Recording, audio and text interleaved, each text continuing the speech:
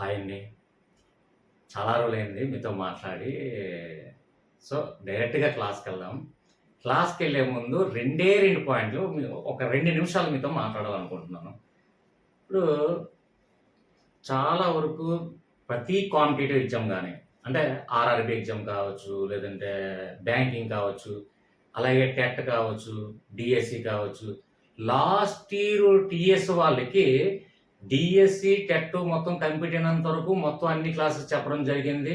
అలాగే రీసెంట్‌గా జరిగినటువంటి ఏపీ డీఎస్సీ క్లాసులు కూడా అన్ని వీడియోస్, అన్ని సబ్జెక్టులు కూడా నా ఛానెల్‌లో ఉండడం జరిగింది.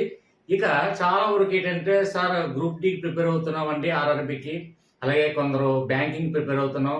కొందరు రీసెంట్‌గా నెక్స్ట్ మంత్ నోటిఫికేషన్ ఉందంటున్నారు. సచివాలయంలో 2006 అంత 100 పోస్టులు తీస్తున్నారని చెప్పేసి లోకేష్ గారు కూడా అనౌన్స్ చేయడం జరిగింది. అలాగే మన డిప్యూటీ సీఎం పవన్ కళ్యాణ్ గారు కూడా అనౌన్స్ చేయడం జరిగింది. సో, అనేక నోటిఫికేషన్స్ అన్నీ ఒక 1 మంత్, 2 మంత్స్‌లో మనకి నోటిఫికేషన్ చాలా ఎక్కువగా ఉన్నాయి. సో, మనకి ఇప్పటి వరకు ఒక్కొక్క టాపిక్ అంటే జనరల్ స్టడీస్ మొత్తం కూడా, అలాగే డిఎస్సి వాళ్ళకి, టెట్ వాళ్ళకి సంబంధించినటువంటి సైకాలజీ సబ్జెక్ట్ కానీ, పై సబ్జెక్ట్ కానీ, ట్రైబ్ మెథడ్స్ కానివ్వండి, అలాగే తెలుగు గ్రామరు, తెలుగు కంటెంట్, అలాగే మ్యాథ్స్, ఆల్మోస్ట్ నాన్ మ్యాథ్స్ వాళ్ళు ఉద్దేశించి మ్యాథ్స్ ఎక్కువ వీడియోస్ చేయడం జరిగింది. అలాగే ప్రతి సబ్జెక్టు కూడా, అన్ని సబ్జెక్టులు కూడా వీడియో చేయడం జరిగింది. అవన్నీ కూడా నా ఛానల్ నేమ్ హవిషా సోనిస్ అని టైప్ చేసి స్పేస్ ఇచ్చి, మ్యాథ్స్ అయితే మ్యాథ్స్, సైన్స్ అయితే సైన్స్, సోషల్ అయితే సోషల్, జీకే అయితే జీకే, తెలుగు అయితే తెలుగు, అలాగా సబ్జెక్ట్ నేమ్ టైప్ చేసి స్పేస్ ఇచ్చి ప్లేలిస్ట్ అని టైప్ చేసి యూట్యూబ్లో సెర్చ్ చేస్తే ఇప్పటి వరకు నేను అప్లోడ్ చేసినటువంటి వీడియోస్ మొత్తం కూడా ఆల్మోస్ట్ అన్ని సబ్జెక్టులు కూడా నేను చెప్పడం జరుగుతుంది. ఆ విషయం మీకు అందరూ తెలుసు. ఎందుకంటే నా ఛానల్ నేమ్ అవిషా సోనిషా, అలాగే క్యాప్షన్ ఏంటంటే ఆల్ ఇన్ వన్ నేను ఎందుకు పెట్టానంటే, పలానా సబ్జెక్ట్ అనేం కాదు, పలానా కాంపిటేటివ్ ఎగ్జామ్ ఏం కాదు, ఆల్మోస్ట్ అన్ని కాంపిటేటివ్ ఎగ్జామ్స్, అలాగే అన్ని సబ్జెక్టులు, అన్ని టాపిక్స్, అన్ని కంటెంట్స్, అన్ని వీడియోస్ కూడా నేను చేయడం జరుగుతుంది. మీకు ఏ వీడియో కావాలన్నా ఖచ్చితంగా నన్ను అడగండి, నేను డెఫినెట్గా ఆ వీడియో నేను ప్రిఫరెన్స్ ఇవ్వడం జరుగుతుంది.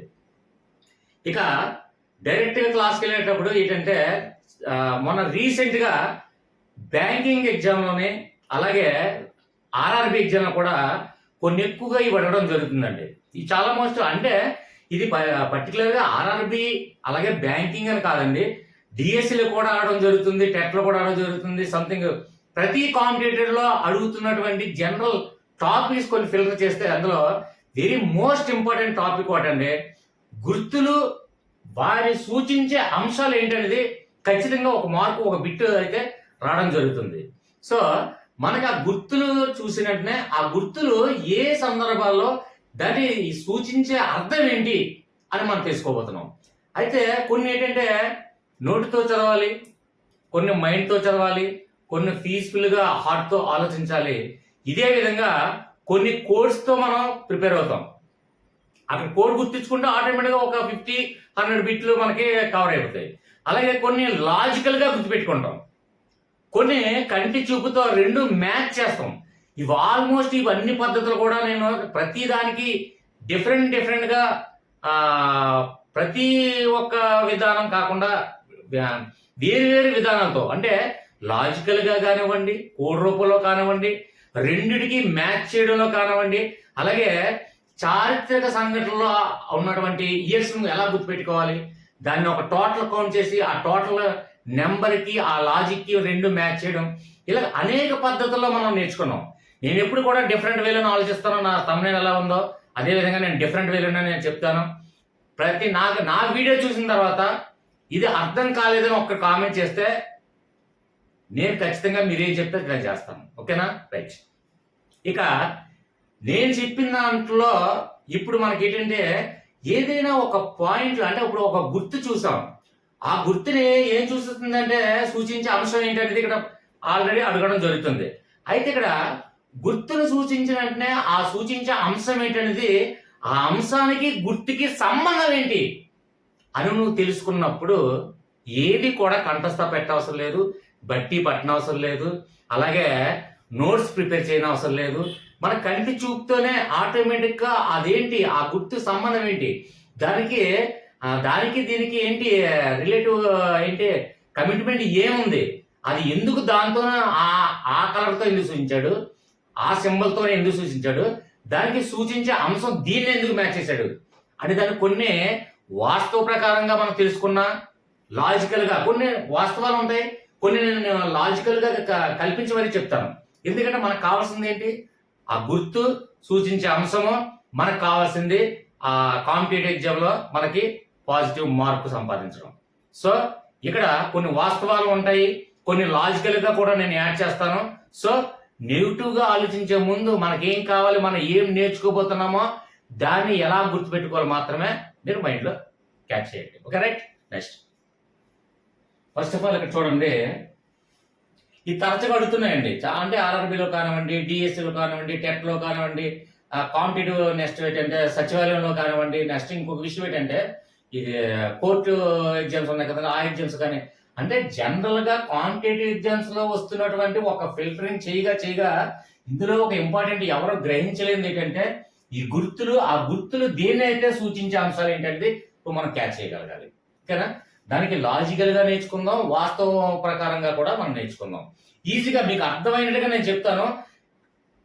కనీసం ఒక్క 10 minutes చిరాకు పడకుండా కాన్సన్ట్రేషన్ చేయండి. ఓకే ఫ్రెండ్స్, ఇక్కడ చూడండి, చక్రం అనే గుర్తు ఇచ్చి అక్కడ మనకి ఆబ్జెక్టివ్లో ABCDలో కొన్ని రకాలైన సూచించే అంశాలు ఇవ్వడం జరుగుతుంది. అయితే ఇక్కడ చక్రం అనే దానికి అభివృద్ధి అంటే దీనికి చక్రం అనే సింబల్ ఎప్పుడైతే మనకు అందులో ఎగ్జాంపుల్ ఒక జాతీయ జెండా మీద కానివ్వండి, లేదంటే ఒక స్కూల్ నేమ్ కావచ్చు, లేదంటే విద్యా సంస్థలు కానివ్వండి, లేదంటే గవర్నమెంట్ కార్యాలయాలు కానివ్వండి, అలాంటి కొన్ని సందర్భాల్లో చక్రాన్ని ఎక్కువగా మన సింబల్ గుర్తేసి ఎందుకు పెట్టడం జరుగుతుంది అంటే అది అభివృద్ధికి చిహ్నం అండి. అది సరే, ఇది ఎలా గుర్తుపెట్టుకోవాలి? చక్రం కాకుండా మరి ఏదైనా ఇంకా అభివృద్ధి చిహ్నాలు లేవా అంటే ఈ చక్రాన్ని మనం ఎందుకు అభివృద్ధి మనకు పెట్టాలి అంటే మనం ఎందుకు గుర్తు పెట్టుకోవాలంటే లాజికల్గా ఒక విషయాన్ని గమనించండి. చక్రం ఎప్పుడు కూడా నిలకడగా ఒక దగ్గర ఉండదు, ముందుకి వెళ్తూ ఉంటుంది. ముందుకి వెళుతూ అంటే అభివృద్ధి చెందుతుంది, డెవలప్మెంట్ అవుతుంది, అంటే ముందుకి ఇంకా వెళ్తుంది. అంటే ఒక చిన్న స్థాయి నుండి పెద్ద స్థాయి వరకు, అంటే ఇక్కడ ఉన్న ప్లేస్లో నుంచి మరొక ప్లేస్కి ముందుకు వెళ్తున్నాం, అభివృద్ధి పురోగతి సాధిస్తున్నాం. కాబట్టి చక్రం ఎలాగైతే ముందుకి తిరుగుతుందో అలాగే మనం కూడా ముందుకి అభివృద్ధి చెందుతూ వెళుతున్నాము, వెళ్ళాలి అనే ఉద్దేశంతో ఈ చక్రం ఎప్పుడు కూడా సింబల్ని మనకి ఏం సూచిస్తుందంటే అభివృద్ధిని సూచిస్తుందని మనకు అర్థం అవ్వాలి. అంటే అక్కడ మనకు కాంపిటేటివ్ చూసినట్టే చక్రం ఇచ్చినటువంటి ఆటోమేటిక్ ఆబ్జెక్ట్లో మనం అభివృద్ధి చూసినట్టే దీనికి ఆటోమేటిక్గా మనకి ఐడియా వస్తుంది. చక్రం అనగానే మనకి ఫస్ట్ ఏంటి, చక్రం ముందుకి సాగుతుంది. సో ముందుకు సాగుతున్నాం అంటే మనం కూడా ముందుకు సాగుతున్నాం, చదువుతున్నాం, డెవలప్మెంట్ అవుతున్నాం, ఇంకా అభివృద్ధి సాధించాలి, ఇంకా అభివృద్ధి సాధించాలని తపంతో ముందుకెళ్తున్నాం. కాబట్టి కదా మనం ముందుకు అడుగు చేస్తున్నాం. సో చక్రం ముందుకు ఎలా తిరుగుతుందో అలాగే మనం కూడా అభివృద్ధి చెందుతున్నాము అని సూచిస్తుంది అనేది మైండ్లో క్యాచ్ చేయండి. ఇక పెన్ పేపర్ యూజ్ చేయకండి, ఇక్కడ నోట్స్ ఏం రాయద్దు. నోట్స్ ఎప్పుడైనా కొంత person Maheshwari Kurnool district madam అడిగారు, నోట్స్ రాయొచ్చా అంటే general studies, general knowledge notes మొత్తం రాయాలంటే అనేక లక్షల కోట్లలో ఉంటుంది. కాబట్టి ఏ టాపిక్స్ ఎలా రాయాలి ఏంటి అనేది నా వాట్సాప్ గ్రూప్లో నేను ఎక్స్ప్లెయిన్ చేస్తాను. జనరల్ స్టడీస్ అంటే ఒక డిఎస్సి ప్రిపేర్ అవుతున్నాం, ఒక టెట్కి ప్రిపేర్ అవుతున్నాం, లేదంటే ఒక ఆర్ఆర్ ప్రిపేర్ అవుతున్నాం, ఏ ఎగ్జామ్కి ప్రిపేర్ అవుతున్నామో ఆ ఎగ్జామ్ సిలబస్ని ఫిల్టర్ చేసి అందులో ఉన్నటువంటి logics, course, short cut methods మాత్రమే తీసి ఫిల్టర్ చేసి మనం నోట్స్ ప్రిపేర్ చేయాలి.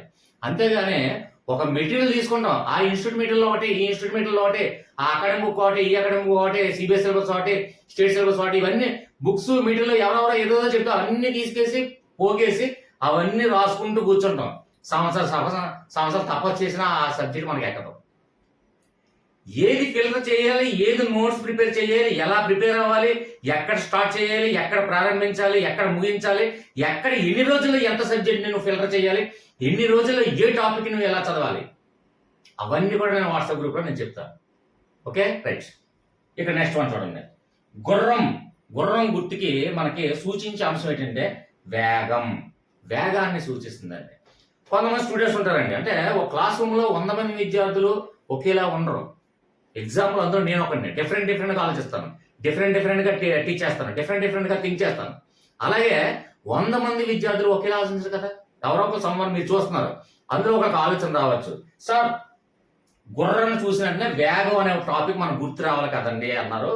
రైట్, మరి గుర్రం కన్నా చిరుతపులి ఇంకా వేగంగా ఉంటుంది కదా, దాన్ని ఎందుకు మన వేగంతో సూచించమండి? రాలేదా డౌట్? వస్తుంది కదా. దానికి కూడా నేను రీజన్ చెప్తాను. ప్రతి దానికి కూడా నేను అనలైజ్ చేసిన తర్వాత, కన్సిడర్ అయిన తర్వాత నేను ఏదైనా తీసేస్తాను.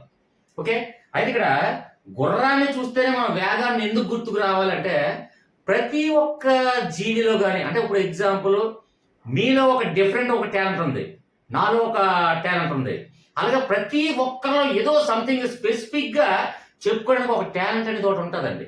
అది ఏ జీవిలో కానివ్వండి, మనిషిలో కానివ్వండి, మనం ఆలోచించే విధానంలో కానివ్వండి. ఎగ్జాంపుల్ సినీ ఫీల్డ్ తీసుకోండి, రాజమౌళి డైరెక్షన్ ఒకలా ఉంటుంది, రామ్ గోపాల్ వర్మ గారి ఆలోచన విధానం ఒకలా ఉంటుంది, నా ఆలోచన విధానం ఒకలా ఉంటుంది. అలాగా డిఫరెంట్గా ఏదో ఒక స్పెసిఫిక్గా ఏదో ఒకటి ఉంటుంది సంథింగ్. అలాగే ఇక్కడ చిరుతపులి మనం తీసుకున్నాం అనుకోండి, చిరుతపులి అందులో స్పెసిఫిక్గా దాన్ని గుర్తించవలసింది ఏంటంటే, చిరుతపులి గురించి మనం చెప్పుకుంటే ఫస్ట్ చిరుతపులి వేటాడడంలో దిట్ట. రైట్, చిరుతపులి అనగానే ఫస్ట్ వేటాడడంలో దిట్ట. అంటే ఏ జంతువునైనా ఎలా వేటాడాలో కూడా చిరుతపులి బాగా తెలుసు. అంత తెలివిగా చాకచక్యంగా గడ్డిలో నొక్కుతూ మెక్కుతూ అటువైపు ఇటువైపు కాపలా పెడుతూ దాక్కుంటూ ఏ జంతువుని ఎలా వేటాడాలో చిరుతపులిలాగా వేటాడతారు అంటారు. చిరుతపులితో వేట నాతో ఆట రెండు ఒకటేనా అని అడుగుతారు. రైట్, సో చిరుతపులి అనేది వేటాడడంలో దిట్ట. అలాగే కొన్ని సింహం అంటాం, సింహం కూడా వేగంగా పరిగెత్తదా సార్? సింహం అనగానే మృగరాజు, అడవికి రారాజు, అది స్పెసిఫిక్గా దాని గురించి చెప్పుకుంటాం. అలాగే కంగారు పరిగెట్టదు అంటే, 2 కాళ్ళతో అత్యంత వేగంగా పరిగెట్టే జంతువు ఏది అంటే కంగారు అంటాం. అలాగా ఒక్కొక్క దానికి ఒక్కొక్కటి ఉంటుంది. ఇప్పుడు ఎగ్జాంపుల్ ఏనుగుకి బాగా బలం ఎక్కువ, ఏనుగు ఎక్కువ బలం అంటాం. ఓకే, దానికి ఏనుగు గురించి భూమి మీద ఉన్నప్పుడు అలా మాట్లాడతాం. అలాగే నీటిలోకి వెళ్ళేసరికి ముసలి గురించి ఎక్కువ బలం అంటాం. నీటిలో ముసలికి ఉన్నంత బలం దేనికి కూడా ఉండదు అని అంటాం.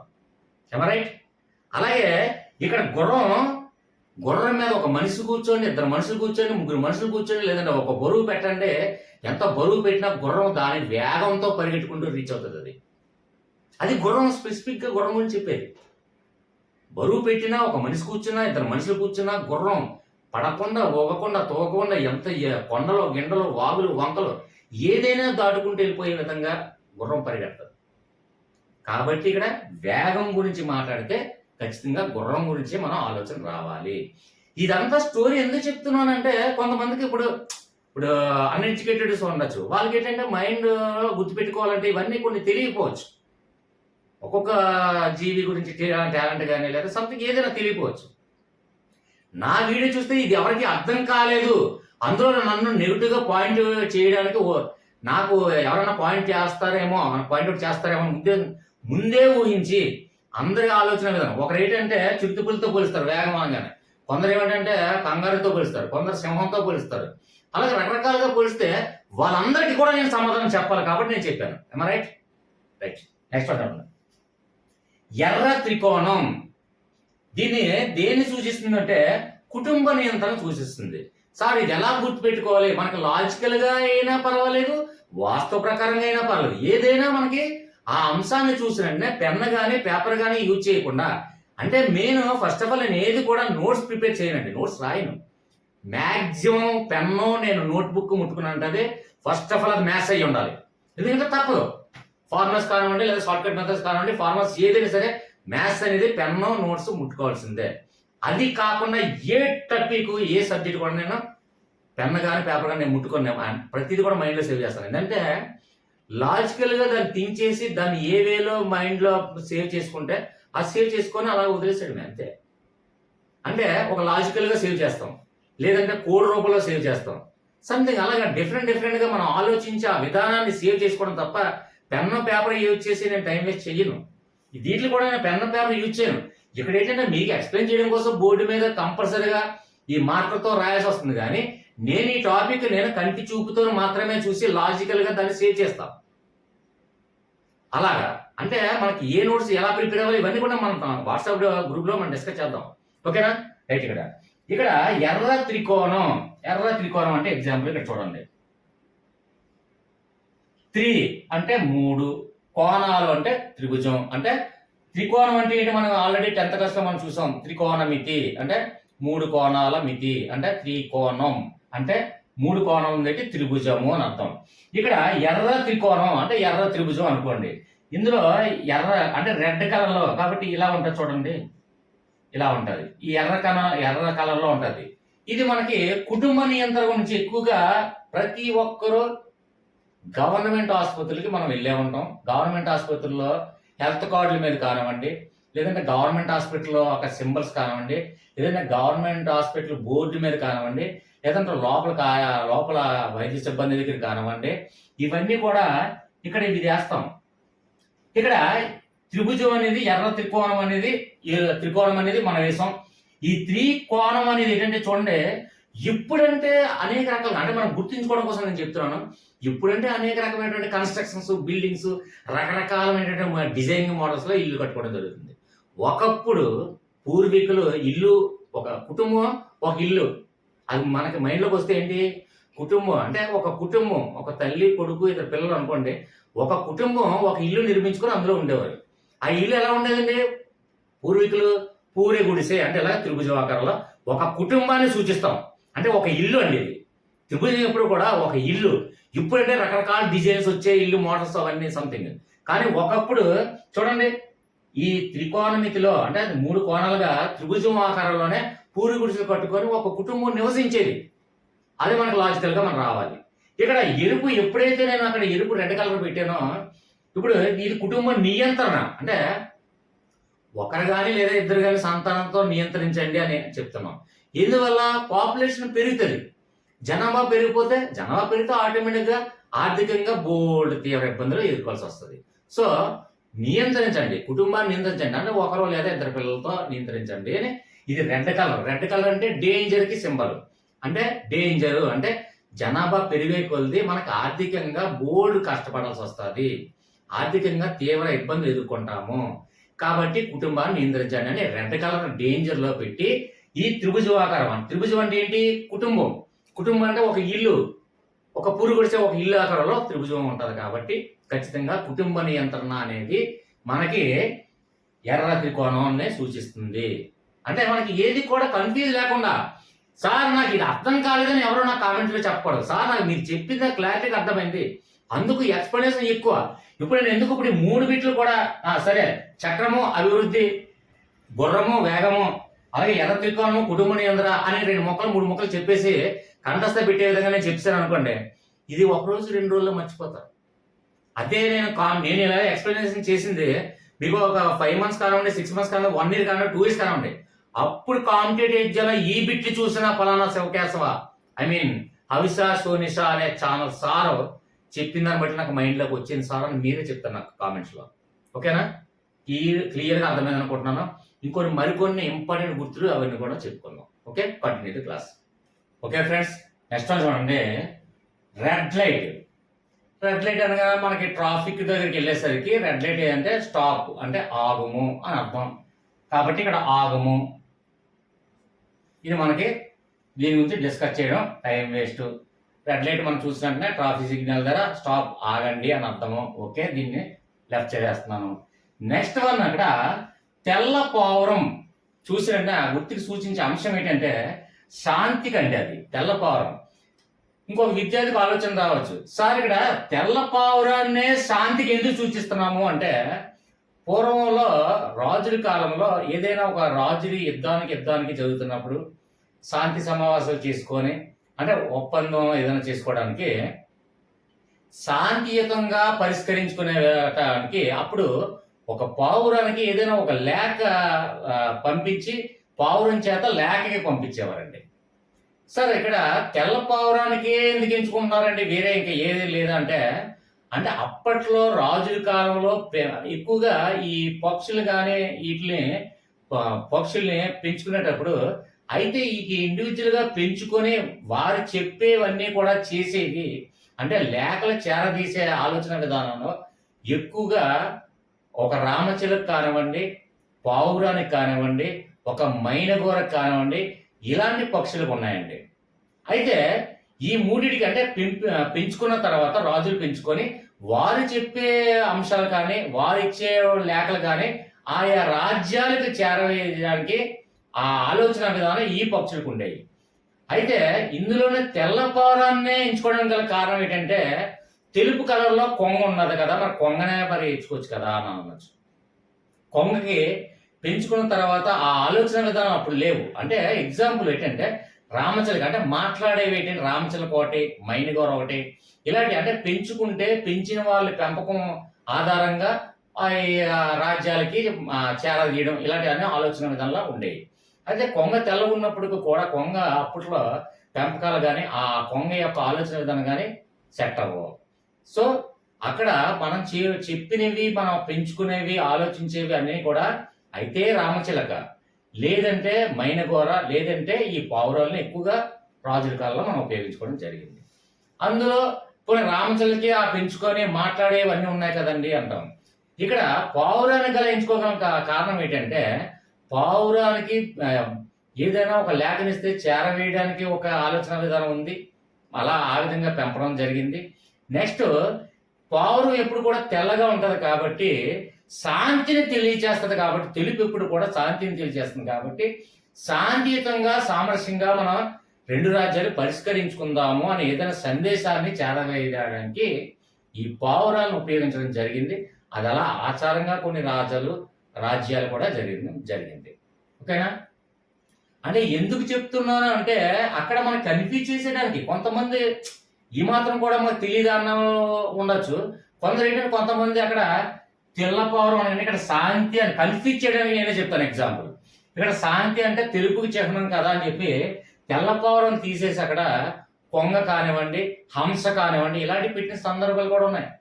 ఎందుకంటే మనం ఎగ్జామ్ రాయడానికే మనం వెళ్ళినప్పుడు మనం అంత ప్రిపేర్ అయ్యి ఉంటే ఎగ్జామ్ కండక్ట్ చేసినప్పుడు ఎంత కన్ఫ్యూజ్ చేయడానికి వస్తాడు.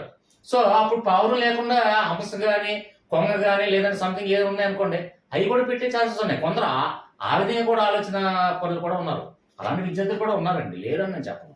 సో వాళ్ళకి కూడా క్లియర్గా అర్థం అవ్వాలి ప్రతి దానికి. అంటే ఇక్కడ గుర్తులకి సూచించే అంశాలకి ఏంటి సంబంధం, అది వాస్తవిక సందర్భం ఉందా లేదంటే మామూలుగా లాజికల్గా సంబంధం ఉందా, ఏ విధంగా మనం గుర్తుపెట్టుకుంటే మనకి ఈజీగా అర్థమవుతుంది అని క్లియర్గా మనం అర్థం అవ్వాలి. ఇంకా పెన్ కానీ పేపర్ కానీ నోట్స్ కానీ ఏం యూజ్ చేయకూడదు. ఇంకా అది నా ఉద్దేశంతో నేను క్లియర్గా ఎక్స్ప్లెయిన్ చేస్తున్నాను. ఓకేనా? నెక్స్ట్ వన్, తిరగేసిన జెండా.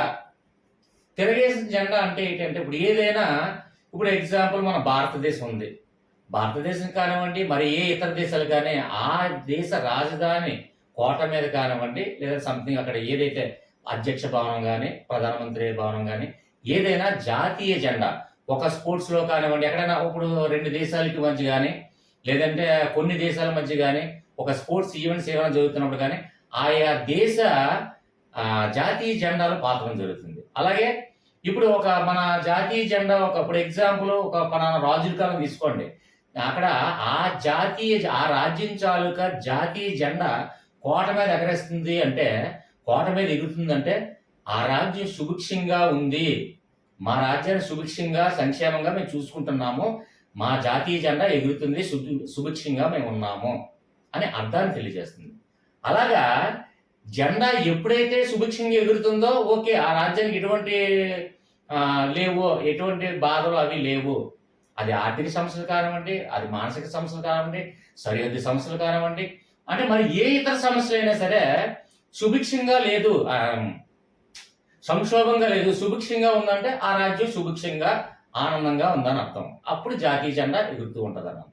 అయితే ఎప్పుడైతే జాతీయ జెండా ఎగురుతూ ఉందంటే ఒక కర్ర ఉండి ఇలా ఉంటుంది కదండి జెండా, అంటే ఆ జాతీయ జెండా ఏదైతే ఉంది.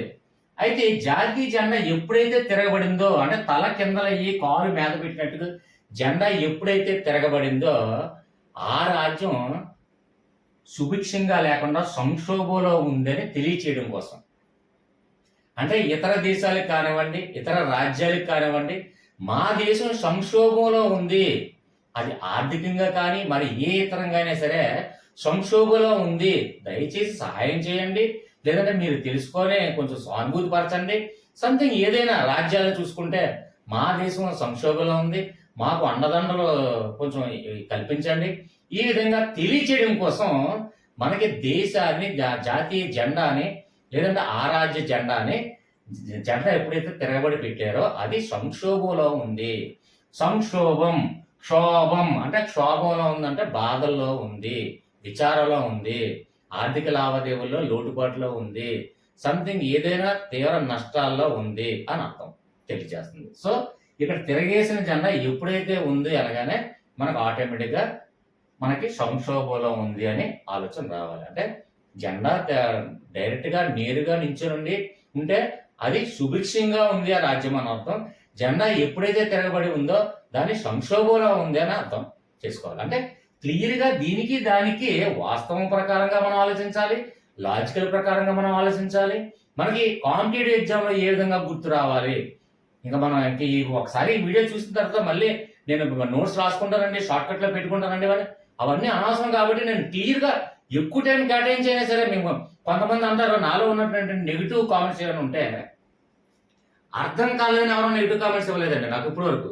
సరే ఎక్కువ బుర్రతింటారు, ఎక్కువ టైం తీసుకుంటారు, ఎక్కువ ల్యాక్ చేస్తారు, ఇలాంటి కామెంట్స్ తప్ప ఎందుకంటే అది ఆ కామెంట్స్ ఎవరికి వచ్చిన వాళ్ళకి ఈజీగా అర్థమైన వాళ్ళకి, కొంచెం ఎడ్యుకేషన్ ఎక్కువ చదువుకున్న వాళ్ళకి క్లియర్గా అర్థమవుతాయి. కొందరికి అన్ఎడ్యుకేటెడ్ వాళ్ళకి, కొంచెం తక్కువ నాలెడ్జ్ ఉన్న వాళ్ళకి, దాని మీద ఆలోచన ఎక్కువ పరిధి లేని వాళ్ళకి కొంచెం క్లియర్గా అర్థమవుతుంది, హ్యాపీ ఫీల్ అవుతారు వాళ్ళు. సో అందుకోసం కొంచెం ల్యాగ్ ఎక్కువైనా కొంచెం మీకు అర్థం అవ్వాలి, మీ కాంపిటేటివ్ ప్రిపేర్ అవుతున్నారు కాబట్టి ఇది ఎన్ని రోజులైనా ఎన్ని మంత్స్ అయినా మీకు గుర్తు రావాలనే ఉద్దేశంతో నేను గొంతు అరుచుకొని మరి మీకు అర్థం అవ్వాలనే నా ఈ తాపత్రయం. ఓకేనా ఫ్రెండ్స్? నెక్స్ట్ వన్, కళ్ళకు గంతలు. ఇది ఈ గుర్తుకి మీనింగ్ ఏంటంటే నిరసన తెలియచేయడం అండి. నిరసన తెలియచేయడం అంటే మనకు అన్యాయం జరిగింది, మాకు న్యాయం జరగండి, న్యాయం చేయండి అని మనం ఎప్పుడైతే నిరసన వ్యక్తపరుస్తాం. ఇప్పుడు ఎగ్జాంపుల్ ఒక కలెక్టర్ కార్యాలయం దగ్గరికి వెళ్ళి ఒక నిరాహార దీక్ష చేస్తూ కళ్ళకు గంతలు కట్టుకొని మనం నిరసన తెలియజేస్తాం, మాకు అన్యాయం జరిగింది.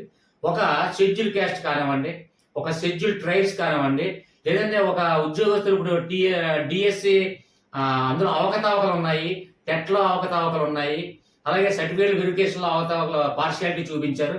ఇలా ఏదైనా సంథింగ్ నీ కలిగినటువంటి బాధలే నిరసన ఒక కార్యాలయం ముందు కానివ్వండి, ఒక ప్రభుత్వం ముందు కానివ్వండి, ఒక రాజు ముందు కానివ్వండి, నిరసన తెలియచేయడమే ఈ కళ్ళకు గంతులు కూడా నిరసన తెలియచేస్తాం.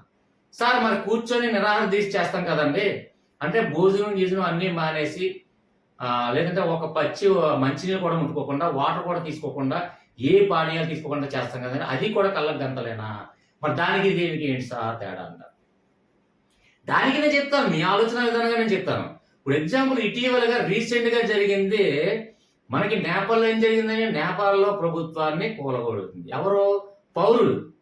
నేపాల్ దేశ పౌరులందరికీ కూడా కోపం వచ్చి ఆ దేశ అవినీతి పరిపాలన మీద విసుగు చెంది మొత్తం రెబల్గా అంటే మొత్తం దాడి చేసి ప్రభుత్వ కార్యాలయాలు కానివ్వండి, సుప్రీంకోర్టు కార్యాలయం కానివ్వండి, మొత్తం అన్ని కూడా ప్రభుత్వ కార్యాలయాలు, అధ్యక్షతర కార్యాలయాలు, ప్రభుత్వ బంగళాలు కానివ్వండి, ప్రభుత్వ కార్యాలయాలు కానివ్వండి, ఇవన్నీ కూడా తగలబెట్టడం జరిగింది, ధ్వంసం చేయడం జరిగింది.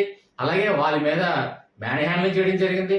ఇవన్నీ కూడా ఎదురుదాడి చేసి వాళ్ళ నిరసన అంటే మాకు అవినీతి జరిగింది, మాకు ఈ ప్రభుత్వం వద్దు, మాకు ఈ మంత్రిమండలి వద్దు, మాకు స్వచ్ఛమైన పరిపాలన కావాలి, మాకు ఈ అవినీతి పరిపాలన మాకు వద్దు అని ఎదురుదాడి చేసి మొత్తం కార్యాలయాలు కానీ మంటల్లో దహనం చేయించి ప్రభుత్వ కార్యాలయాలు, ప్రభుత్వ అధికారులు, అలాగే ప్రధానమంత్రి కానివ్వండి, అధ్యక్షుల మీద కానివ్వండి ఎదురుదాడి జరిగింది.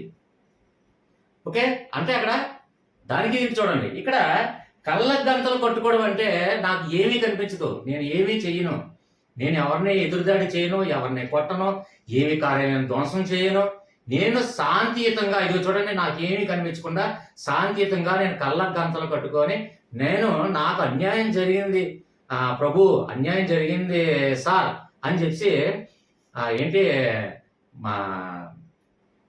ఏంటి శాంతియుతంగా నిరసన తెలియజేస్తున్నాను అని సూచిస్తుంది. కాబట్టి దానికి కళ్ళకు గంతులు కట్టుకొని నిరసన తెలియజేస్తాం. అంటే కళ్ళకు గంతులు కొట్టుకొని నేను ఎవరిని ఏమి చేయను, ఎవరిని ఏ కార్యాలయం ధ్వంసం చేయను, ఏ ప్రభుత్వ ఆస్తులు నేను ధ్వంసం చేయను, ఏ ప్రభుత్వ కార్యాలయాలు ఏ ప్రభుత్వ అధికారులుగా నేను అసలు ముట్టుకోను, నేను చూడను, ఏం చేయను. కానీ నాకు జరిగిన అన్యాయాన్ని మీరు గ్రహించి నాకు న్యాయం చేస్తారనే ఉద్దేశంతో నేను కళ్ళకు గంతలు కట్టుకొని కూర్చొని నిరసన తెలియజేస్తున్నాను. అంటే ఇక్కడ కళ్ళకు గంతలు కట్టుకొని నిరసన తెలియజేయడం ఏంటి అంటే శాంతియుతంగా నిరసన తెలియజేస్తున్నాను, నేను ఎదురుదాడి చెయ్యను. ఓకే, అదే మన నేపాల్లో జరిగినటువంటి ఏంటి శాంతియుతంగా నిరసన కాదు, అది ఎదురుదాడి చేయడం. అంటే ప్రభుత్వ కార్యాలయాలు కానీ మొత్తం అన్ని కూడా ధ్వంసం చేయడం, అక్కడ తిరుగుబాటు చేయడం అంటారు. ఇక్కడ నిరసన వ్యక్తపరచడం అంటారు. అంటే ఇది మహాత్మా గాంధీ సిద్ధాంతం. అంటే శాంతియుతంగా నిరసన తెలియజేసి స్వాతంత్రం పొందుదాం అనేది మహాత్మా గాంధీ సిద్ధాంతం. భగత్ సింగ్ సిద్ధాంతం, గాడ్సే సిద్ధాంతం వాళ్ళు ఏంటంటే తిరుగుబాటు చేసైనా మనం స్వాతంత్రం పొందాలని, అక్కడ ఆ తిరుగుబాటు. ఓకేనా? కాబట్టి ఇక్కడ మన కళ్ళ గంతలు అనగానే నిరసన అనేది క్లియర్గా మనకి కాంటెంట్ ఈ ఆలోచన మొత్తం మనకు గుర్తు రావాలి. క్లియర్గా అర్థమైందని భావిస్తున్నాను. Next one. Okay, continue. Okay friends, next one చూడండి. ఇక్కడ భుజానికి నల్ల బ్యాడ్జీ, ఈ గుర్తు దేని సంకేతం అంటే సంతాపాన్ని తెలియజేస్తుందండి. ఎగ్జాంపుల్, ఇప్పుడు నల్ల బ్యాడ్జీని ఎందుకు కడతాము అంటే నలుపు దేనికండి? నలుపు చూడండి, చీకటికి చిహ్నం, విచారానికి చిహ్నం. అలాగే చూడండి, సంతాపాన్ని ఎప్పుడైనా తెలియజేసేటప్పుడు నలుపు ఏంటంటే చీకటి, సంతాపం, విచారకరం, బాధాకరం, ఇవన్నీ కూడా నలుపుకి చిహ్నం. కాబట్టి నలుపు రంగు బ్యాడ్జీ ఏదైనా ఒక చేతికి, అంటే నల్ల బ్యాడ్జీ అంటే చేతికి భుజానికి కానీ కట్టుకొని సంతాపాన్ని మనం తెలియజేస్తాం. అంటే విచారాన్ని వ్యక్తపరచడం సంతాపం అంటాం. సో నలుపు కలర్లే ఎందుకు తీసుకున్నాము అంటే అది విచారకరం, అంటే చీకటి, విచారకరం, బాధాకరం, ఆవేదన, ఇవన్నీ కూడా. కాబట్టి మనం నలుపు కలర్లో ఉన్నటువంటి బ్యాడ్జ్ ఎప్పుడైతే భుజాన్ని తగిలించుకున్నామో మనం ఎదుటి వారికి మనం చూసి విచారం వ్యక్తపరుస్తున్నాము, సంతాపం తెలియజేస్తున్నామని తెలియచేయడం. కాబట్టి ఇది భుజానికి నల్ల బ్యాడ్జి సంతాపాన్ని తెలియజేస్తుంది. దీనికి ఇంకొక ఎగ్జాంపుల్ చాలా మంది జెంట్స్ కనెక్ట్ అయ్యేది ఏంటంటే, కొన్ని సంవత్సరాల క్రితం ఒక న్యూజిలాండ్ టీంకి సంథింగ్ ఆస్ట్రేలియా టీం అనుకుంటాను, I think Australia something Australia maybe. అయితే న్యూజిలాండ్ ఆస్ట్రేలియాకి క్రికెట్ మ్యాచ్ అవుతున్నప్పుడు న్యూజిలాండ్ బౌలింగ్ వేసిన తర్వాత పర్సన్ ఫిలిప్ సమ్ పేరు నేమ్ ఏదో ఉంది, బౌలింగ్ వేస్తే ఆ బౌల్ వేయటం కాస్త నెదలికి తగిలే ఆ కోమలకి వెళ్ళిపోతాడు. కోమలకి వెళ్ళిపోతే ఆ బ్యాట్స్మెన్ కోమలకి వెళ్ళిపోతే అక్కడ చనిపోవడం జరుగుతుంది ఒక బ్యాట్స్మెన్. అప్పుడు న్యూజిలాండ్ బౌలరు చాలా బాధపడి, నా వల్ల ఒక కుటుంబంకి ఒక వ్యక్తి ప్రాణం పోయింది, ఒక కుటుంబం చాలా తీవ్రం వేదలో ఉంది అని చెప్పి తనకు తను చాలా బాధపడి నెక్స్ట్ మ్యాచ్ ఆడకూడదు, దీన్ని వదిలేద్దాము, మ్యాచ్ రిజైన్ చేద్దామని అనుకుంటే ఐసీసీ రూల్స్ ప్రకారం మ్యాచ్ నిర్వహించడం జరిగింది. ఖచ్చితంగా ఆడాలి. అంటే ఆ చనిపోయిన వ్యక్తికి సంతాపం తెలియచేస్తూ ఆ మ్యాచ్ను ఆఫ్ చేద్దాం అనుకుంటే ఐసీసీ రూల్స్ ప్రకారం ఆడించడం జరుగుతుంది ఆ మ్యాచ్. అప్పుడు ఏం చేశారంటే సంతాపాన్ని వ్యక్తపరచాలి కాబట్టి ఆ న్యూజిలాండ్ టీం మొత్తం 11 మంది సభ్యులు కూడా నలుపు కలర్ తీసుకున్నటువంటి ఒక బ్యాడ్జి భుజానికి తగిలించుకొని ఆ మ్యాచ్ ఆడారు. అంటే ఆ చనిపోయిన వ్యక్తికి మేము సంతాపం తెలియజేస్తున్నామని విచారకరంగా ఆ మ్యాచ్ కొనసాగించడం జరిగింది. అంటే మనం ఎవరికైనా సంతాపం తెలియచేయాలంటే నలుపు కలర్నే మనం ఎందుకు ఎంచుకోవడం జరుగుతుందంటే నలుపు అనేది చీకటికి, విచారకరానికి, బాధాకరానికి గుర్తు. కాబట్టి నలుపు కలర్ బ్యాడ్జ్ కానీ ఒక తాడు కానీ సంథింగ్ ఏదైనా భుజాన్ని తగిలించుకుంటే ఆ మ్యాచ్లో ఆడిస్తే అప్పుడు మనం సంతాపం తెలియజేస్తున్నామని తెలియచేయడం. ఓకేనా? నెక్స్ట్ వన్, తామర పువ్వు. ఇది సంస్కృతికి, నాగరికతకి చిహ్నం అండి. ఇది ఆటోమేటిక్ మనకు తెలుసు, ఎందుకంటే లక్ష్మీదేవి తామర పువ్వు మీద ఉండడం, తర్వాత సరస్వతీదేవి అందరూ తామర పువ్వు, ఇవన్నీ మనం చూస్తూనే ఉన్నాం. హిందూ సాంప్రదాయ ప్రకారంగా తామర పువ్వు ఆటోమేటిక్గా సంస్కృతి, నాగరికత, అంటే హిందూ నాగరికత నుంచి వస్తున్నటువంటి ఈ తామర పువ్వు లక్ష్మీదేవితో పోల్చడం, ఇవన్నీ కూడా మనం చూస్తూనే ఉన్నాం. హిందూ ఆచారపరంగా ఇవి మనకి ఎక్కువగా డిస్కస్ చేయడం కూడా అనవసరమే. నెక్స్ట్ వినాయక చవితి రీసెంట్గా జరుగుతున్నటువంటి వినాయక చవితిలో కూడా చూడండి కలువ పువ్వు ఇవన్నీ తామర పువ్వు అంటాం, కలువ పువ్వు ఇవన్నీ కూడా చూడండి దేవుని దగ్గర పడతాం. అంటే ఇవన్నీ కూడా హిందూ సాంప్రదాయ ప్రకారంగా వస్తున్నటువంటి నాగరికత నుంచి వస్తున్నటువంటి ఆచారాలు సంస్కృతిని తెలియజేస్తుంది. ఇది క్లియర్గా మనకు అర్థం అవుతుంది. Next one green light. Green light అనేది ఏంటంటే మనకి ట్రాఫిక్ సిగ్నల్ దగ్గర గ్రీన్ లైట్ ఎప్పుడైతే వేయడం జరిగిందో మీరు వెళ్ళొచ్చు అని గ్రీన్ సిగ్నల్ ఇవ్వడం, ఓకే రెడీ అని చెప్పి అర్థం. ఇది మనకి ఎక్కువగా డిస్కస్ చేయడం. నెక్స్ట్ వన్ ఎర్ర సిలువ. చూడండి ఇక్కడ ఎర్ర సిలువ అని చూడండి, ఇది రెడ్ కలర్లో ఉంటుందండి. ఇది రెడ్ కలర్లో ఇది ఎక్కువగా మనం చూడండి అంబులెన్స్ మీద చూస్తాం, అలాగే డాక్టర్స్ వెహికల్స్ మీద అంటే కార్ల మీద కానివ్వండి, బైక్ల మీద కానివ్వండి, లేదంటే సంథింగ్ ఏదైనా సరే వైద్య సిబ్బంది దగ్గర ఎక్కువగా మనకి ఈ ఎర్ర సిలువ అనేది మనం చూస్తామండి. ఇది మనం ఎక్కువ డిస్కస్ చేయని అవసరం లేదు, ఎందుకంటే ఇది వైద్య సేవలకి గుర్తుగా మనకి ఎర్ర సిలువ. రెడ్ కలర్ అంటే రక్తాన్ని సూచిస్తుంది. సిలువ అనగానే ఎగ్జాంపుల్గా ఒక చూడండి ఏసై అనే ఒక సిలువ మీద పెట్టి రక్తాన్ని చిందించాడు కాబట్టి ఎర్ర సిలువతో వైద్య సేవలు గుర్తుగా మీరు ఆలోచించుకోండి. ఆ విధంగా లాజికల్గా గుర్తుపెట్టుకోవచ్చు, వాస్తవికంగా కూడా మనం గుర్తుపెట్టుకోవచ్చు. ఇంకా మనం ఎక్కువగా ఆలోచించిన అవసరం లేదు, ఎందుకంటే ఏ మెడికల్ చూడండి అంబులెన్స్ మనం చూసినా ఎర్ర సిల్వర్ రెడ్ కలర్లో ఉంటుంది మనకి సింబల్, మనం చూసే ఉంటాం, ఎక్కువ డిస్కస్ చేయడం. ఓకే నెక్స్ట్ వన్ ఇక్కడ ఎల్లో లైట్. చూడండి ఎల్లో లైట్ ఏంటంటే మనకి గ్రీన్ లైట్ ఉంది, రెడ్ లైట్ ఉంది, ఎల్లో లైట్ ఉంది మన ట్రాఫిక్ సిగ్నల్ దగ్గర. గ్రీన్ లైట్ అంటే ఆగండి, ఓకే సారీ గ్రీన్ లైట్ అయితే మీరు వెళ్ళండి, రెడ్ లైట్ అయితే ఆగండి.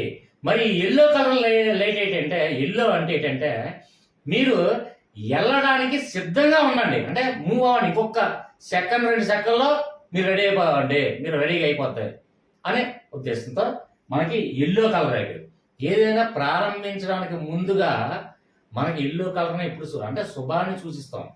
ఇప్పుడు ఎగ్జాంపుల్ దారమందం దగ్గర కానివ్వండి, ఏదైనా ఒక మామిడి తోరణాలు కట్టడం కానీ పసుపుకి ఎక్కువ ఇంపార్టెన్స్ ఇస్తాం. అంటే ప్రారంభించేటప్పుడు శుభకారాలకు ఏదైనా పసుపు సూచిస్తాం కాబట్టి ప్రారంభించడానికి సిద్ధంగా ఉన్నామని అర్థం. కాబట్టి ఎల్లో లైట్ అనేది మన ట్రాఫిక్ సిగ్నల్ చూస్తాం. Okay friends next one continue. Friends next one చూడండి ఇక్కడ ఎద్దు. దేని సూచిస్తుంది అంటే స్థిరత్వం సూచిస్తుంది. అంటే దీన్ని ఎలా మనం గుర్తుపెట్టుకోవాలంటే ఒకసారి ఎప్పుడైనా చూడండి ప్రోవర్బ్ ఎప్పుడైనా విన్నా, ఎందుకు అలా ఎక్కడైనా నించోబెడితే ఎక్కడైనా ఎద్దులా అలాగే ఉండిపోతావేటి కదలవా మెదలవా అంటాం. ఇది మనం విన్నాం, ఎందుకంటే చిన్నప్పటి నుంచి మన పేరెంట్స్ కానీ మన పెద్దలు బామ్మలు తాతయ్యలు కానీ అన్నం కూడా చూసాం. ఎక్కడ నించుండిపోతే ఎద్దులు అలా నించుండిపోతావేమి అంటే దానికి అర్థం ఏంటి, అక్కడే ఉండిపోతావేటి, అటు ఇటు కదలవా ఎల్లవా, అక్కడికి తేవా ఎల్లవా, ఇప్పుడు ఆ పని చేయవా అంటే ఎద్దులు అలా ఒక దగ్గర ఉండిపోతావేటి అంటాం. అంటే ఎద్దుని ఎప్పుడైనా ఒక రాటకి ఏదైనా తాడేసి కడితే ఎద్దు అక్కడే ఉండిపోతుంది, కానీ ఆ రాటను కలుపుకొని తాడు దింపుకొని వెళ్ళిపోదాము, ఎక్కడికో వెళ్దాము చేద్దాము అనేది ఎప్పుడు కూడా ఉండదండి ఎద్దులో. కాబట్టి అదో చిన్న సామెత ఏంటంటే ఎద్దులా అక్కడే ఉండిపోతావేటి, ఎద్దులా స్థిరత్వంగా అక్కడే ఉండిపోతావేటి అని. ఇక్కడ స్థిరత్వం అనేది ఏంటంటే దానికి అక్కడ మీనింగ్ ఏంటంటే అక్కడ నించుండిపోతావా అని కాదు, ఒక దగ్గర ఉండిపోతావా అని కాదు, స్థిరత్వంగా నువ్వు ఉన్నావా లేదా అంటే ముందు ఆలోచన విధానంలో నువ్వు ఏమైనా మార్పులు తెచ్చుకున్నావా అంటే. ఇప్పుడు ఎగ్జాంపుల్ ముందు చాలా మంచి వ్యక్తి అండి, తర్వాత క్రమేపీ అలాగా ఫ్రెండ్స్తో తిరిగి తన ఆలోచన విధానంలో చెడు అలవాట్లకు బాని చేయడం అనుకోండి, నీలో స్థిరత్వం కోల్పోయావు. నువ్వు ఒకప్పుడు ఎలా ఉండేవాడివి, ఇప్పుడు ఎటువంటి చెడు అలవాట్లు నువ్వు బానిస అయ్యావు, నీలో స్థిరత్వం అనేది లేదు. నెక్స్ట్ ఇంకొన్ని సందర్భాల్లో మాట స్థిరత్వంగా లేదంటాం, అంటే ఇచ్చిన మాట నించోబెట్టుకునే సందర్భాల్లో. అలాగా ఈ స్థిరత్వం అనేది ఏంటంటే నీలో మార్పులు చేర్పులు ఏదైనా జరిగితే నువ్వు స్థిరత్వాన్ని కోల్పోయావు అని అంటాను చూడు. అలాంటి సందర్భాల్లో ఈ ఎద్దు అనేది స్థిరత్వాన్ని సూచిస్తుంది. నేను ఇప్పుడు కొన్ని కార్యాలయాల్లో కూడా స్థిరత్వాన్ని చూపిస్తుందండి ప్రభుత్వ కార్యాలయంలో. ఎందుకంటే ఆ స్థిరత్వం కోల్పోకుండా ప్రతి ఒక్కరికి కూడా ఆలోచన విధానంలో మార్పులు రాకుండా, ఎటువంటి తారతమ్యం భేదం లేకుండా స్థిరత్వంగా ఆ బిజినెస్ కొనసాగింది, ఆ కార్యాలయం కొనసాగింది, ఆ వ్యక్తి కొనసాగాడు, ఆ వ్యక్తి ఆలోచన విధానం స్థిరత్వంగా ఉంది. ఇలాంటి చెప్పిన సందర్భంలో ఎద్దును మనం సూచిస్తాం. స్థిరత్వం అనగా మనం ఎద్దును ఎందుకు చూస్తూ ఉంటే స్థిరత్వంగా ఎక్కడున్న ఎద్దు అక్కడే నించుండిపోతే ఏ ఎద్దులో నించుండిపోతావు ఎందుకు అని అంటాం. కాబట్టి స్థిరత్వాన్ని సూచిస్తుంది అని ఎద్దు మనకు ఆలోచన రావాలి. ఓకే నెక్స్ట్ వన్ రెండు ఎముకల మధ్య కపాలం. ఇది మనకి ఆల్రెడీ మనకి డేంజర్. అంటే రెండు ఎముకలు ఉన్న అందులో పుర్ర ఉంటే అది కపాలం ఉంటే అది డేంజర్ అనేది మనకి ఎలా తెలుసు. సో దీనికి ఎక్కువ డిస్కస్ చేయను. నెక్స్ట్ వన్, చేతిలో త్రాసు కళ్ళకి గంతలు కట్టుకుని ఒక స్త్రీ. అంటే మనకి జడ్జి దగ్గర చేతిలో త్రాసు, ఒక మహిళ ఆ మహిళ చేతిలో త్రాసు ఉంటామంటే అది న్యాయాన్ని సూచిస్తుందని కూడా ఎక్కువ మనం డిస్కస్ చేయడం అవసరం లేదు. ఇది మనకు అందరికీ తెలిసిన విషయమే. సో ఇక మరి ముఖ్యమైనది ఇక్కడ చాలాసార్లు అడగడం జరిగిందండి. ఇది ఇక్కడ గ్రూప్స్లో అడగడం జరిగింది, గ్రూప్ 2లో అడగడం జరిగింది. అంటే ఒక డెప్త్ టాపిక్ అని. ఇక్కడ పసుపు జెండా ఉందండి. చాలా రాజ్యాల మీద కోటలేదు కానీ జెండా ఎగరేయడం జరుగుతుంది. అలాగా ఇక్కడ పసుపు జెండా దేన్ని సూచిస్తుంది అని అడిగితే దీనికి ఏం సూచించే అంశం ఏంటంటే, వాడల్లో ప్రయాణించేటప్పుడు వాడల్లో అంటువ్యాధులు ఉన్నారు. అంటే ఇప్పుడు ఒక వాడని నేను డ్రైవ్ చేస్తూ తీసుకెళ్తున్నాను. ఆ వాడలో ప్రజలు అంటువ్యాధులకి బానిసై ఉన్నారు, అంటువ్యాధులు కలిగి ఉన్నారు. కాబట్టి ఎదుటి వచ్చిన వ్యక్తులు, ఇప్పుడు ఎదుటి నుంచి ఇప్పుడు ఏదైనా ఫ్లైట్ వెళ్తుంది అనుకోండి, ఫ్లైట్ నుంచి ఏదైనా ఇప్పుడు అంటువ్యాధులు ఉన్నారు, మాకు ఏదైనా సేవ్ చేయడానికి ఏదైనా సంథింగ్ మెడిసిన్ ఉందా అంటే అక్కడ పర్సన్స్ డైరెక్ట్గా నేరుగా వాడ మీదకి వస్తే ఈ అంటువ్యాధులు కూడా మీకు ఆ అంటువ్యాధి అంటుకుంటారు. సో అలా కాకుండా కొన్ని ఎదుటి నుంచి వస్తున్నటువంటి ఇంకొక వాడ షిప్ దగ్గర నుంచి ఇక్కడ అంటువ్యాధులు ఉన్నారు కాబట్టి మా వాడలో నేరుగా తాకకుండా మాకేదైనా సహాయం చేయగలరా అని చెప్పడానికి అంటువ్యాధులు ఉన్నారు అని. అంటే ఇక్కడ వ్యాధిగ్రస్తులు ఉన్నారు, అలాగే అంటువ్యాధులు ఉన్నారు కాబట్టి నేరుగా మమ్మల్ని తాకితే మీకు కూడా ప్రమాదం అంటుకుంటుంది, ఆ అంటువ్యాధులు మీకు సోకుతాయి. కాబట్టి మాకు ఇక్కడ ప్రయాణిస్తున్నటువంటి మా వాడలో అంటువ్యాధిగ్రస్తులు ఉన్నారు కాబట్టి మీరేదైనా మీరు ముందుగా తెలుసుకొని జాగ్రత్తలు వహిస్తూ మాకు అంటువ్యాధులకి మెడిసిన్ కానీ అంటువ్యాధులకి ఏదైనా ట్రీట్మెంట్ కానీ మాకు ఏమైనా సహాయం చేయగలరా అనే ఉద్దేశంతో ఎదుటి వాళ్ళకి తెలియచేయడం కోసం ఈ పసుపు జెండాను వాడుతున్నాం. మరి ఎలా గుర్తుపెట్టుకోవాలి సార్? జెండా అనేది మనకి ఎప్పుడైనా ఏదైనా చూడండి, ఒక షిప్ మీద వెళ్తున్నప్పుడు ఒక షిప్ మీద ఏదైనా ఒక జెండా కానీ, ఒక రెడ్ కలర్ జెండా కానీ, ఒక వైట్ కలర్ జెండా కానీ ఎందుకు పాతాము? రెడ్ కలర్ జెండా అంటే మాది డేంజరస్ లో ఉంది అని అర్థం. ఆ వైట్ కలర్ జెండా అంటే మీకు మాకు ఏ యుద్ధం కాకుండా శాంతియుతంగా పరిష్కరించాలని ఇదివరకు తెలియచాడు. ఇక్కడ పసుపు జెండాకే మనం ఎందుకు వాడుతున్నాము అంటే, పసుపు కలర్ దేనికి వాడతాం అంటే చాలా వరకు ఎప్పుడైనా చూడండి, ఇంట్లో ప్రారంభించేటప్పుడు ఒక దారమందం దగ్గర పసుపు ఎక్కువ రాస్తామండి. దానికి కారణం ఉంది, నేను చెప్తాను అది. అలాగే ఏదైనా ఒక చావు కార్యక్రమం కానివ్వండి, వెళ్ళి ఒక డెడ్ బాడీ దగ్గరికి వెళ్ళాం, శ్మశానానికి వెళ్ళాం, అటు నుంచి వచ్చేటప్పుడు పసుపు నీళ్ళు చల్లుకుంటాం. వేపాకులు అందులో ముంచి పసుపు నీళ్ళు నెత్తిని చల్లుకొని పసుపు నీళ్ళతో కాళ్ళు కడుక్కొని మనం ఇంట్లో ప్రవేశిస్తాం.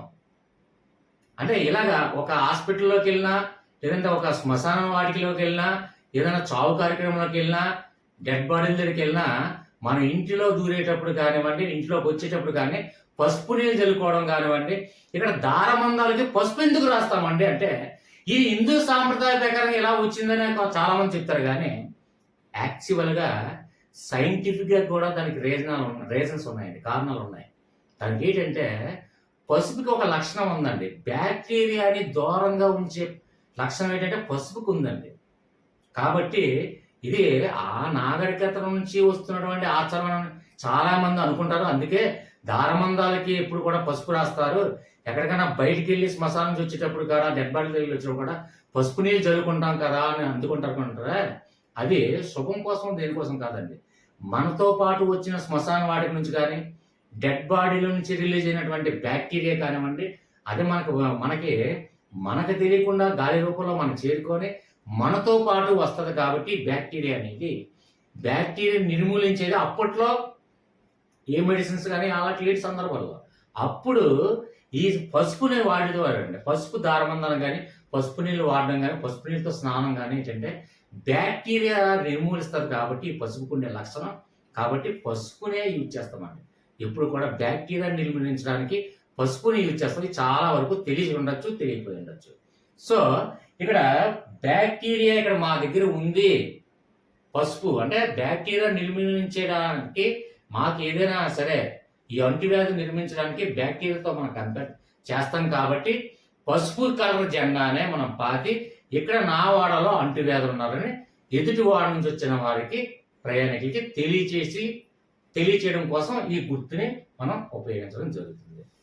ఓకే ఫ్రెండ్స్, ప్రతిదానికి ఆలోచిస్తే ప్రతిదానికి హిందూ సాంప్రదాయం ప్రకారంగా కానివ్వండి, క్రిస్టియన్ సాంప్రదాయం ప్రకారంగా కానివ్వండి, ముస్లిం సాంప్రదాయ ప్రకారంగా కానివ్వండి, ప్రతి ఏదైనా ఒక దానికి ఒకటి ఉందంటే ప్రతి దానికి ఒక కారణం ఉంటుందండి. అది సైంటిఫిక్గా ఉంటుంది, ఆచార ప్రకారంగా ఉంటుంది, అది ఖురాన్ ప్రకారంగా, లేదంటే బైబిల్ ప్రకారంగా, లేదంటే భగవద్గీత, ఇలాగ ప్రతి దాంట్లో దానికి ఒక రీజన్ ఉంటుందండి స్పెసిఫిక్గా.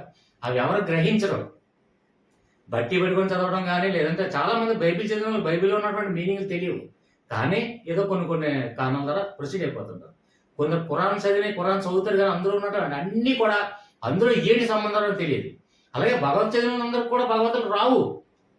అంటే మన ఇంట్రెస్ట్ బట్టి, మనం తెలుసుకోవాలని ఇంట్రెస్ట్ బట్టి దానికి దేనికి ఎందుకు ఆధారంగా ఉపయోగించాడు, ఎందుకు దాన్నే ఉపయోగించారు, అసలు దానికి ఏంటి ఆ ఆచరణకి గల నమ్మకం ఎందుకు కుదిరింది, ఆ మూఢనమ్మకం ఎందుకు ఆ నమ్మకం మనం తెలుసుకున్న దాన్ని బట్టే ఉంటుంది. కాబట్టి ప్రతి దానికి ఒక్కొక్క చిన్న లాజికల్గా ఉంటుంది. నేనేం చెప్పినా ఎక్స్ప్లెనేషన్ కొంచెం ల్యాగ్ ఎక్కువైనా మీకు క్లియర్గా అర్థం అవ్వాలి, మైండ్లో డేటా సేవ్ అయిపోవాలి, అది నా ఉద్దేశం. ఇక ఫ్రెండ్స్ డైరెక్ట్గా ఒకటి పాయింట్ చెప్తాను ఫ్రెండ్స్. వాట్సాప్ గ్రూప్లో ఇక్కడ చూడండి మోర్ అనే ఆప్షన్ ఉంది. మోర్ అనే ఆప్షన్ దగ్గర క్లిక్ చేస్తే వాట్సాప్ గ్రూప్ లింక్ ఉంది. వాట్సాప్ గ్రూప్లో లింక్ మీరు రిక్వెస్ట్ పెట్టండి. రిక్వెస్ట్ పెట్టడానికి ముందు ఒకటేనండి, ఇక్కడ సబ్స్క్రైబ్ చేసుకున్న వాళ్ళు, సబ్స్క్రైబ్ చేసుకునే వాళ్ళు ఒక్కసారి ఇక్కడ సబ్స్క్రైబ్ అని చూడండి. సబ్స్క్రైబ్ దగ్గర 2 సార్లు క్లిక్ చేయండి. 2 సార్లు క్లిక్ చేస్తే జాయిన్ అని చూపిస్తుంది, జాయిన్ మెంబర్షిప్ అని చూపిస్తుంది. అక్కడ జాయిన్ అయ్యి మెంబర్షిప్ తీసుకున్న వాళ్ళు మాత్రమే డిస్క్రిప్షన్లో వాట్సాప్లో రిక్వెస్ట్ పెట్టండి. వాళ్ళకి ఏంటి సార్ బెనిఫిట్ అంటే, వాళ్ళు ఏ కాంపిటేటివ్ ప్రిపేర్ అయితే టెట్గా, డిఎస్సిగా, గ్రూప్ డిగా, ఆర్ఆర్బిగా, బ్యాంకింగ్గా, సచివాలయంగా, కోర్టా, ఓకే, ఏ కాంపిటేటివ్ అయినా, గ్రూప్సా సంథింగ్, ఏ గ్రూప్స్ అయినా, ఏ కాంపిటేటివ్ అయినా, నెక్స్ట్ ఏ సబ్జెక్టు 100 నుంచి 150 సబ్జెక్టులు మొత్తం అన్ని సబ్జెక్టులు ఇంక్లూడింగ్ లా సబ్జెక్టులతో సహా కలిపి 100 నుంచి 120 సబ్జెక్టుల వరకు టీచ్ చేయగలం. అది ఇంగ్లీష్ కావచ్చు, మ్యాథ్స్ కావచ్చు, physics, chemistry, botany, zoology, history, geography, public administration, politics, constitution కానివ్వండి, మెంటల్ ఎబిలిటీ, అథమెటిక్, రీజనింగ్, ఏదైనా సబ్జెక్టు, ఏ కంటెంట్ అయినా, ఏ టాపిక్ అయినా, ఏ వీడియో అయినా, మీకు ఏది నచ్చినా వాట్సాప్ గ్రూప్లో ఉన్న వాళ్ళకి సబ్జెక్ట్ డిస్కస్ చేస్తూ ఎలా చదవాలి, ఎలా ప్రారంభించాలి, ఎన్ని రోజుల్లో ప్రిపేర్ అవ్వాలి, ఏ టాపిక్ని లాజికల్గా మనం గుర్తుపెట్టుకోవాలి, ఏది కోల్డ్ వైజ్గా మనం డిఫరెంట్గా రాసుకోవాలి, దేన్ని ఎలా ప్రిపేర్ అవ్వాలి. అది మ్యాథ్స్, నాన్ మ్యాథ్స్ అయితే non maths Akshara 1 to 10 numbers కూడా రాని వాళ్ళు కూడా నేను మ్యాథ్స్ చెప్తాను. అలాగే ఆల్మోస్ట్ అన్ని సబ్జెక్టులు కూడా వీడియో చేయడం జరిగింది. ఏ వీడియో చేయాలన్నా సరే వాట్సాప్ గ్రూప్లో డిస్కస్ చేసుకొని, సబ్జెక్ట్ డిస్కస్ చేసుకొని, పోలింగ్ కండక్ట్ చేసి, వాళ్ళ అభిప్రాయాలు సేకరించి ఏ వీడియో చేయమంటే వాళ్ళు వాట్సాప్ గ్రూప్లో వాళ్ళకి ఏ కాంపిటేటివ్ అయితే ప్రిపేర్ అవుతున్నారో కాంపిటేటివ్ రీచ్ అయినంత వరకు వాళ్ళకి నేను వాట్సాప్ గ్రూప్లో ఉండి సపోర్ట్ చేస్తూ, మోటివేట్ చేస్తూ, గైడెన్స్ ఇస్తూనే ఉంటాను.